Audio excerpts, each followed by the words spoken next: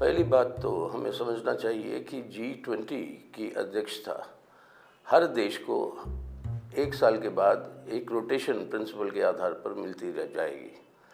यानी हर एक देश इस G20 में एक साल के लिए अध्यक्ष बनेगा। ये स्वाभाविक है इस संस्था में, ना कि इसके पीछे आपकी अंदरूनी देश के अंदर जो परिस्थितियां हैं उसके ऊपर आधारित नहीं है। लेकिन आज हमारी सरकार देश में इसको एक देश के अंदर एक राजनीतिक अभियान के रूप में इसको जो है लागू करने की प्रयास में है। प्रधानमंत्री ने खुद वासुदेव कुटुंबकम का नारा देते हुए कहा कि एक पृथ्वी मंडल, एक परिवार और एक भविष्य के लिए भारत काम करेगा। यह सभी प्राथमिकताएं भारत की G20 अध्यक्षता की theme one earth, one family, one future में पूर्ण रूप से समाहित है। वासुदेव कुटुंबकम का मतलब ये है कि विविधताएं जितने हैं उन सभी विविधताओं को बराबर की हक मिलेगी इज्जत के साथ। और जब तक ये काम देश के अंदर नहीं होगा, आर्थिक, सामाजिक और राजनीतिक क्षेत्रों में, तब तक इस नारे एक खोखला ही रह जाएगी।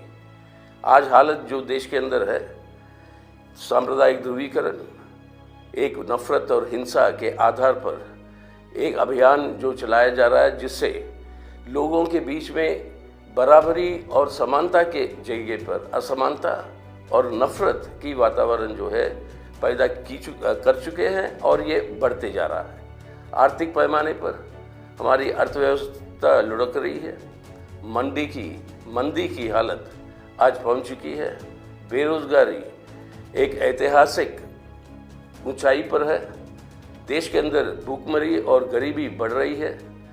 और इस हालात में जब बराबर के अधिकार और न्याय दिलाना चाहते हो आर्थिक क्षेत्र में, वो अगर देश के अंदर हम नहीं कर पा रहे हैं तो दुनिया को क्या सबक सिखाने जा रहे हैं। यानी आर्थिक क्षेत्र में राजनीतिक जनवादी अधिकारों के ऊपर जो कुचला जा रहा, जिसको कुचला जा रहा है आज, जो भी सरकार के विरोध में बोलेगा उसको आप देशद्रोही करके जेल में गिरफ्तार कर लो।